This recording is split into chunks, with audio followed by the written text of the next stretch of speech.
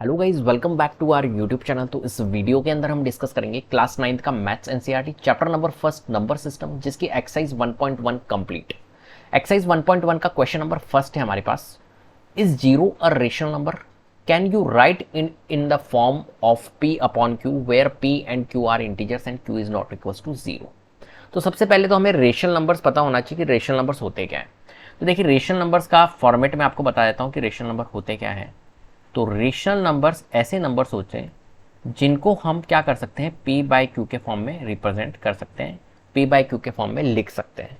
जहां पर p and q जो होते हैं ये क्या होते हैं, हमारे इंटीजर्स होते हैं। ये हमारे इंटीजर्स होते हैं और q की एक कंडीशन होती है कि q हमारा नॉन जीरो होना चाहिए, मतलब q is not equal to zero होना चाहिए। ठीक है, जीरो नहीं होना चाहिए क्यों, क्योंकि एक कंडीशन होती है।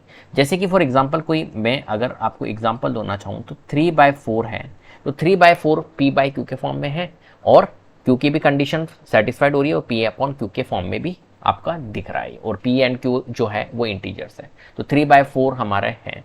ऐसे ही हमारे जितने भी होल नंबर्स होते हैं, जितने भी हमारे होल नंबर्स होते हैं वो सारे के सारे हमारे रेशनल नंबर्स हैं। होल नंबर्स क्या होते हैं, जो जीरो से स्टार्ट होते हैं, 0 1 2 इस तरीके से और इन्फिनिटी तक चलते हैं। ऐसे ही हमारे जितने भी नेचुरल नंबर्स हैं वो सारे के सारे रेशनल नंबर्स हैं। ठीक है, क्यों? जैसे कि फॉर एग्जाम्पल मैं कहता हूं कि क्या सर 1 या 2 या 3 हमारी क्या रेशनल नंबर है? जी हाँ, बिल्कुल, क्योंकि 3 के डिनोमिनेटर में क्या होता है, डिफॉल्ट 1 होता है। तो ये p अपॉन क्यू की कंडीशन को सेटिस्फाइड कर रहा है और q की कंडीशन भी हो रही है, q is not equal to zero भी है। तो जितने भी नेचुरल नंबर्स हुए, जितने भी होल नंबर्स हुए, सारे के सारे क्या है, हमारे रेशनल नंबर ही तो है। ठीक है, अब देखिए होल नंबर के अंदर जीरो भी आता है, तो क्या जीरो भी हमारा रेशनल नंबर है? जी हाँ, जीरो भी हमारा रेशनल नंबर है। तो जीरो के लिए लिखेंगे कि भाई जीरो को भी तो हम क्या कर सकते हैं, 0/1 लिख सकते हैं। जीरो को हम 0/1, 0/2, 0/3 या कुछ भी हम लिख सकते हैं, डिनोमीटर में हम कुछ भी लगा सकते हैं। तो जीरो भी तो एक तरह से p अपॉन क्यू के फॉर्म में है और q की भी कंडीशन सेटिस्फाइड हो रही है, q तो हमारा जीरो हो नहीं रहा है। p हो सकता है क्योंकि p और q के लिए बोला है कि भाई p और q इंटीजर्स हो सकते हैं और q not equal to zero होना चाहिए, q की एक कंडीशन दी हुई है। तो q हमारा यहाँ पर जीरो तो हो नहीं रहा है। तो एक तरह से देखा जाए तो जीरो जो है वो हमारा क्या है, एक तरह से रेशनल नंबर है। बात आ गई समझ में? तो हम क्या लिखेंगे यहां पर, yes zero is a rational number. Yes, zero is a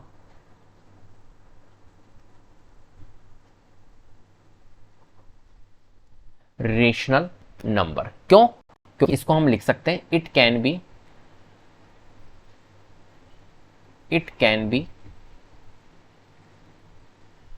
written in the form of p by q। जहां पर p बाय q है और p and q are integers है और q not equal to zero की condition है। ठीक है, फॉर एग्जाम्पल, एग्जाम्पल के तौर पर हम लिख सकते हैं, फॉर एग्जाम्पल 0/1, 0/2, 0/100, इस तरीके से हम इसको क्या कर सकते हैं, रिप्रेजेंट कर सकते हैं। तो ये सारे के सारे क्या एक तरह से रेशनल नंबर है। तो आर रेशनल नंबर। ठीक है, वेयर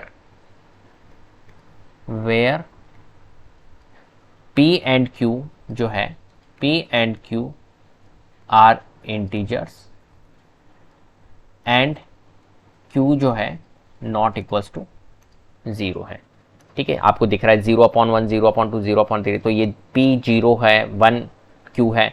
तो ये सारे के सारे हमारे क्या है, एक तरह से इंटीजर्स है और q की कंडीशन भी सेटिस्फाइड हो रही है, q जो है नॉट इक्वल टू जीरो है। इस तरीके से आपको इस क्वेश्चन को पूरा लिखना है। क्लियर है? चलिए आगे बढ़ते हैं क्वेश्चन नंबर सेकंड की ओर। क्वेश्चन नंबर सेकंड है, find 6 rational numbers between 3 and 4। 3 and 4 के बीच में आपको 6 रेशनल नंबर फाइंड करने हैं। तो देखिए यहां पर आपको कैसे करना होगा, यहां पर 3 और 4 के बीच में। तो देखिए यहां पर दो मेथड में आपको डिस्कस करूंगा कि 3 और 4 के बीच में कैसे आप रेशनल नंबर निकाल सकते हो। बेटा जितने भी डेसिमल नंबर होते हैं वो रेशनल नंबर ही तो होते हैं।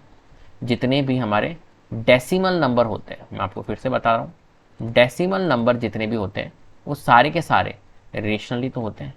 कैसे सर? जैसे मैंने लिखा 1.1, तो 1.1 क्या है, रेशनली तो है। पॉइंट हटाऊंगा तो नीचे क्या आएगा, 10 आएगा।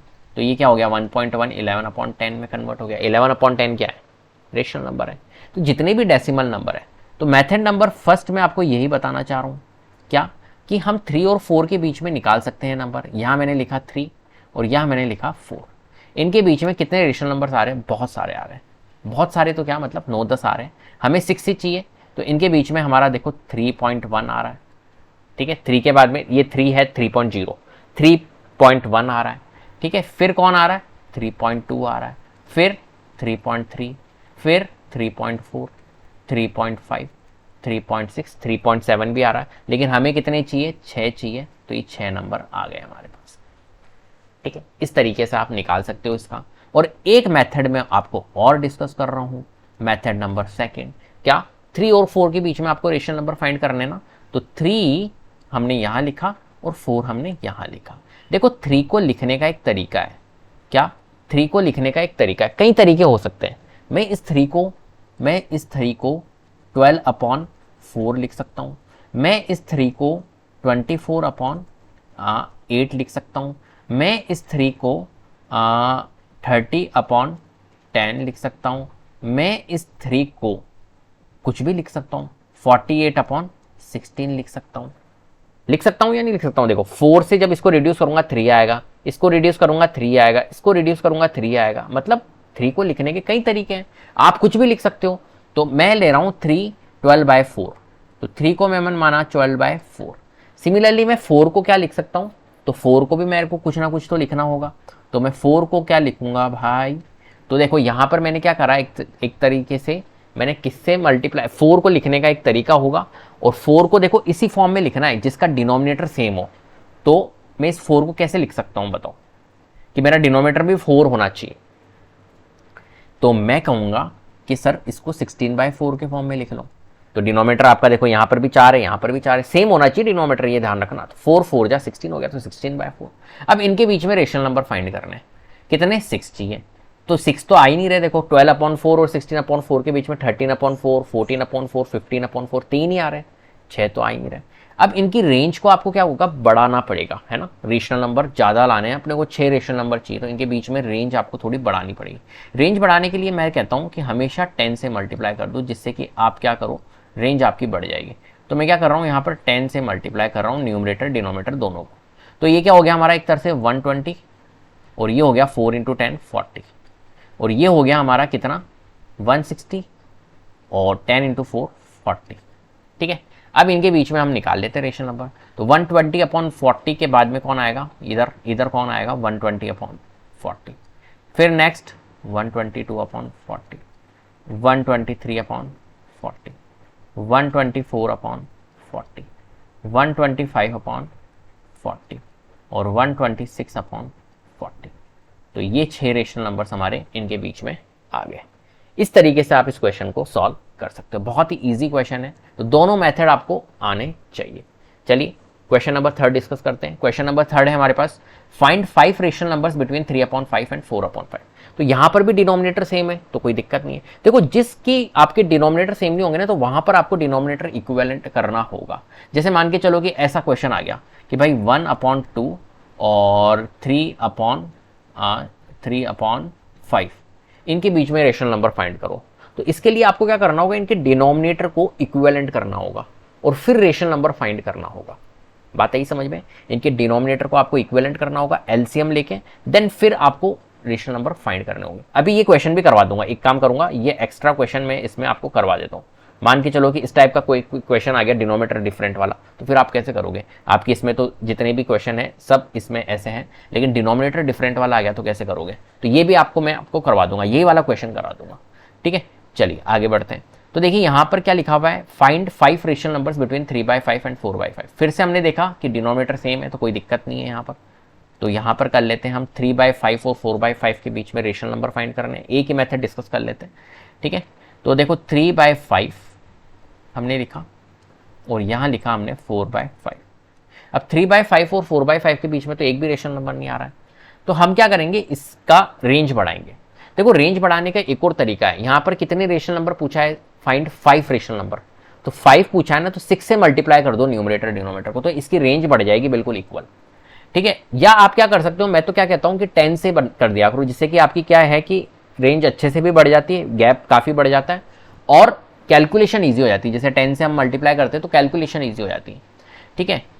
और आप ऐसा भी कर सकते हो कि यहाँ पर 5 रेशनल नंबर चाहिए तो आप इसका सक्सेसर, मतलब 5 का सक्सेसर होता है 6, तो 6 से आप मल्टीप्लाई करके भी इनकी रेंज बढ़ा सकते हो। जैसे हमने 6 से कर दिया, ठीक है, और यहाँ पर भी हमने 6 से मल्टीप्लाई कर दिया। तो 6 इंटू 3 कितना होता है हमारा 18 होता है, और 5 इंटू 6 कितना होता है 30। ऐसे ये हो गया 24 और हो गया ये 30। अब इनके बीच में रेशनल नंबर अपने को बताना है, तो ये हो गया हमारा 19/30, फिर आएगा हमारा 20/30, 21/30, 22/30, 23/30। तो कितने चाहिए थे हमें? 5 चाहिए थे, तो बिल्कुल एग्जैक्ट 5 रेशनल नंबर आया, ठीक है। तो ये 5 रेशनल नंबर्स हमने रिप्रेजेंट कर दिए। चलिए अब क्वेश्चन हम ये वाला कर लेते हैं। मान के चलिए कि हमारे पास में कोई एक क्वेश्चन ये होता कि भाई 1/2 एंड 3/5 के बीच में हमारे को रेशनल नंबर फाइंड करने होते हैं, 3/5 के बीच में। तो देखिए यहाँ पर डिनोमिनेटर क्या है, एक तरह से डिफरेंट है। अब डिनोमिनेटर डिफरेंट है ना, तो इनके डिनोमिनेटर को आपको इक्विवेलेंट करना होगा। कैसे? एलसीएम लेके, तो एलसीएम लेना पड़ेगा आपको 2 and 5 का। एलसीएम ऑफ 2 and 5 इज, तो 2 and 5 का एलसीएम आता है 10। अब 10 लेके आपको इनके डिनोमिनेटर को इक्विवेलेंट करना है। कैसे? देखो, इस 10 को डिवाइड करना है इसके डिनोमिनेटर से, तो कितने टाइम्स आएगा? 2 5 जा 10, 5 टाइम्स। तो 1/2 को आपको क्या करना है, एक तरह से सिंपल 5 से मल्टीप्लाई करना है न्यूमरेटर डिनोमिनेटर को। ऐसे 3/5 था, तो 3/5, तो इस 10 को 5 से, इस 5 से डिवाइड करो, कितने टाइम्स आ रहा है? 2 टाइम्स। तो अब इसको 2 से आपको मल्टीप्लाई करना है बस। तो 1 इंटू 5 करेंगे तो कितना आएगा? 5, और 2 इंटू 5 करेंगे तो 10 आएगा।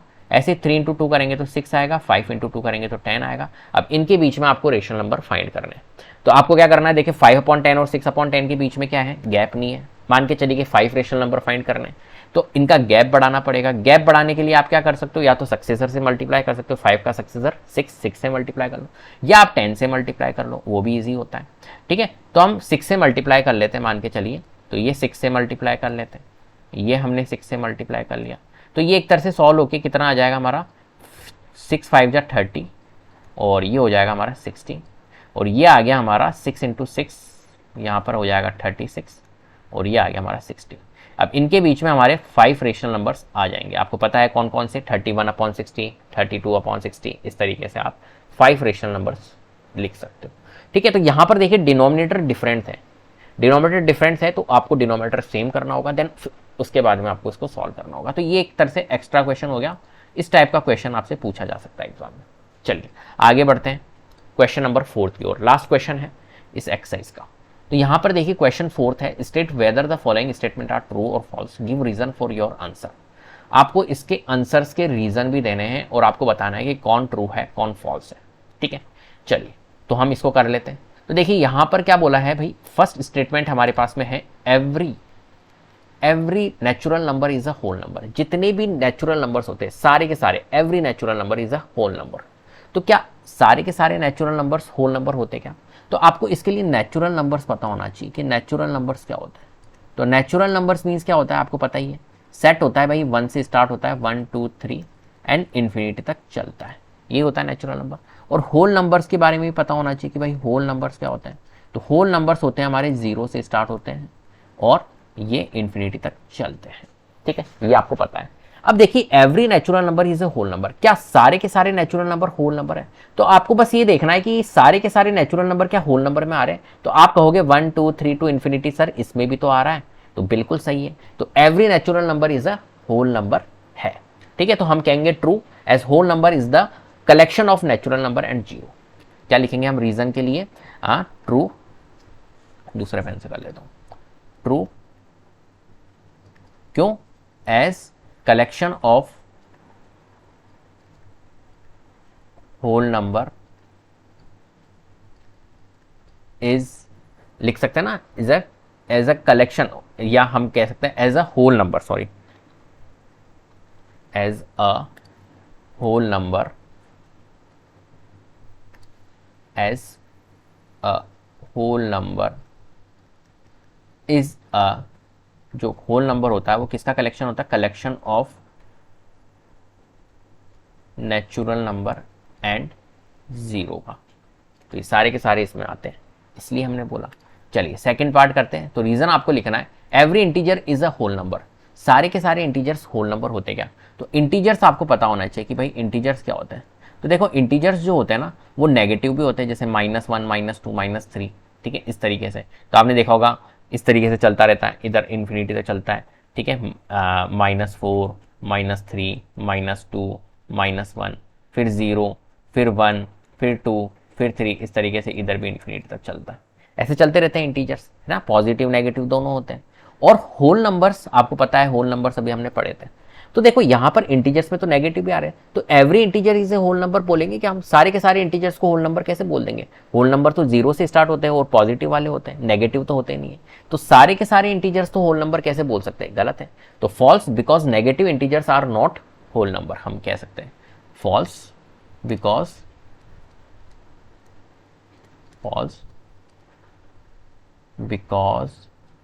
negative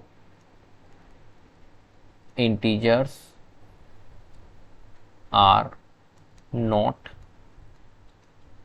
whole number। ठीक है, चलिए थर्ड पार्ट की ओर चलते हैं। थर्ड पार्ट क्या है? Every rational number is a whole number. सारे के सारे रेशनल नंबर, जितने भी रेशनल नंबर हैं वो होल नंबर है। तो सारे के सारे रेशनल नंबर होल नंबर कहां से हो जाएंगे यार? 3/4 जो है वो रेशनल नंबर है भाई, 3/4 रेशनल नंबर है, लेकिन क्या होल नंबर है क्या? नहीं है, होल नंबर थोड़ी ना है। तो ये तो हमारा क्या हो गया? गलत हो गया, क्योंकि रेशनल नंबर P/Q के फॉर्म में होते हैं। तो 3/4 1/2 ये जितने भी है ये रेशनल नंबर है। तो सारे के सारे रेशनल नंबर होल नंबर थोड़ी हो जाएंगे, गलत है। हाँ, ये मैं जरूर बोल सकता हूं, every whole number is a rational number, ये जरूर मैं कह सकता हूं। अगर एक स्टेटमेंट ऐसे होती, every whole number is a rational number, तो आप कहोगे यस ट्रू। तो ये हमारा क्या हो गया? एक तरह से फॉल्स हो गया। फॉल्स रेशनल नंबर्स जो होते हैं वो किस फॉर्म में होते हैं? 2/3 3/5 इस फॉर्म में। तो हम लिख सकते हैं फॉल्स